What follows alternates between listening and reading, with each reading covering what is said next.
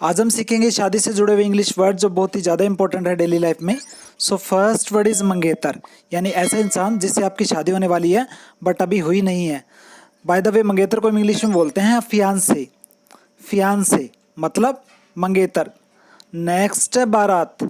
बारात यानी शादी में आए हुए वो लोग जो लड़के वालों की तरफ से होते हैं।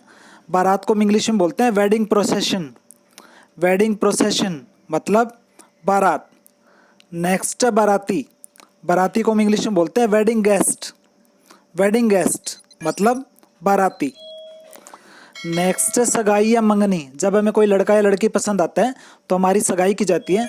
बाय द वे सगाई को हम इंग्लिश में बोलते हैं एंगेजमेंट। एंगेजमेंट मतलब सगाई। नेक्स्ट है बिचौलिया। ये वो इंसान होता है जो लड़के और लड़की का रिश्ता करवाने का काम करता है और बदले में इसे गोल्ड की रिंग वगैरह गिफ्ट में दी जाती है। बिचौलिए को हम इंग्लिश में बोलते हैं मैच मेकर। मैच मेकर मतलब बिचौलिया। नेक्स्ट वर्ड इज शादी। शादी को हम इंग्लिश में बोलते हैं मैरिज या वेडिंग। मैरिज या वेडिंग मतलब शादी। बाय द वे दुल्हन को हम इंग्लिश में बोलते हैं ब्राइड और दूल्हे को हम इंग्लिश में बोलते हैं ब्राइड ग्रूम। ब्राइड ग्रूम मतलब दूल्हा। नेक्स्ट है मंडप, यानी वो जगह जहाँ पर दूल्हे और दुल्हन के फेरे करवाए जाते हैं। मंडप को हम इंग्लिश में बोलते हैं कैनोपी। कैनोपी मतलब मंडप।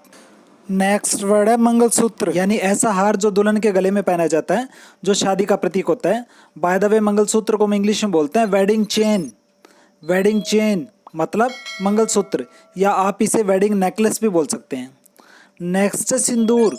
ये दुल्हन की मांग में भरा जाता है। अक्सर आपने शादी में दूल्हे को दुल्हन की मांग में सिंदूर भरते हुए देखा होगा। सिंदूर को हम इंग्लिश में बोलते हैं वर्मिलियन। वर्मिलियन मतलब सिंदूर। नेक्स्ट है सात फेरे। ये 7 चक्कर होते हैं जो दूल्हा और दुल्हन आग के चारों ओर लगाते हैं शादी को पूरा करने के लिए। 7 फेरों को हम इंग्लिश में बोलते हैं 7 वोज। 7 वोज मतलब 7 फेरे। नेक्स्ट है 7 वचन। ये 7 कस्में होती हैं जो दूल्हा और दुल्हन खाते हैं शादी के प्रति अपनी जिम्मेदारियों को निभाने के लिए। ये पंडित के कहने पर खाई जाती हैं। 7 वचनों को हम इंग्लिश में बोलते हैं 7 वर्ड्स। 7 वर्ड्स मतलब 7 वचन। नेक्स्ट है पायल। ये पैर में पहनी जाती है। पायल को हम इंग्लिश में बोलते हैं एंकलेट। एंकलेट मतलब पायल। वीडियो अगर पसंद आ रहा है तो चैनल को अभी सब्सक्राइब कर दीजिए और लाइक और शेयर भी कर दीजिए, क्योंकि मेरी वीडियो दूसरों से हटके मिलेगी आपको। सब्सक्राइब करके मेरी मेहनत का फल मुझे दे दीजिए। नेक्स्ट है शादी का चूड़ा। ये दुल्हन अपने हाथों में पहनती है। नई नई शादी के मौके पर कुछ महीने से पहना जाता है। बाय द वे शादी के चूड़े को हम इंग्लिश में बोलते हैं वेडिंग बैंगल। वेडिंग बैंगल मतलब शादी का चूड़ा। नेक्स्ट है घूंघट, जो दुल्हन करती है अपने चेहरे को अपने ससुराल वालों से छुपाने के लिए। घूंघट को हम इंग्लिश में बोलते हैं वेल। वेल मतलब घूंघट। नेक्स्ट है कुंडली। कुंडली के बारे में आपने सुना ही होगा। शादी के समय अक्सर कुंडलियां मिलाई जाती हैं लड़के और लड़की की। कुंडली को हम इंग्लिश में बोलते हैं हॉरोस्कोप। हॉरोस्कोप मतलब कुंडली। नेक्स्ट है वरमाला। ये दूल्हा और दुल्हन एक दूसरे को पहनाते हैं शादी के समय। वरमाला को हम इंग्लिश में बोलते हैं वेडिंग गार्लैंड। वेडिंग गार्लैंड मतलब वरमाला। नेक्स्ट है सहरा। ये दूल्हा चेहरे के ऊपर लगाता है शादी के समय। सहरे को हम इंग्लिश में बोलते हैं हेड्रेस। हेड्रेस मतलब सहरा। नेक्स्ट है शादी की पोशाक, मतलब वो ड्रेस जो दूल्हा और दुल्हन पहनते हैं शादी के समय। दुल्हन की पोशाक को लहंगा बोलते हैं, जबकि दूल्हे की पोशाक को शेरवानी बोलते हैं। बाय द वे शादी की पोशाक को हम इंग्लिश में बोलते हैं वेडिंग आउटफिट। वेडिंग आउटफिट मतलब शादी की पोशाक। नेक्स्ट होने वाला पति, यानी जिससे कुछ दिनों या महीनों में शादी होने वाली होती है। होने वाले पति को हम इंग्लिश में बोलते हैं would be husband. Would be husband मतलब होने वाला पति। नेक्स्ट अर्धांगिनी। अर्धांगिनी पत्नी को बोला जाता है जो हमारा आधा अंग होती है। अर्धांगिनी को हम इंग्लिश में बोलते हैं बेटर हाफ। बेटर हाफ मतलब अर्धांगिनी। नेक्स्ट वर्ड है शादी का गठबंधन, यानी 2 लोगों का शादी के रिश्ते में जुड़ना। शादी के गठबंधन को हम इंग्लिश में बोलते हैं वेडिंग नॉट। वेडिंग नॉट मतलब शादी का गठबंधन। नेक्स्ट है रथ। इसमें दूल्हा और दुल्हन बैठते हैं और शादी का जुलूस निकाला जाता है।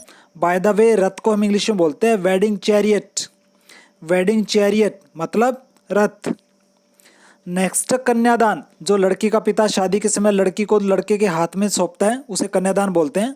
बाय द वे कन्यादान को हम इंग्लिश में बोलते हैं बेस्टोविंग। बेस्टोविंग मतलब कन्यादान। नेक्स्ट है दहेज। ये वो सामान होता है जो लड़की वाले दूल्हे को गिफ्ट के रूप में देते हैं। दहेज को हम इंग्लिश में बोलते हैं डावरी। डावरी मतलब दहेज। नेक्स्ट है पगड़ी। ये दूल्हा पहनता है शादी के समय। पगड़ी को हम इंग्लिश में बोलते हैं टर्बन।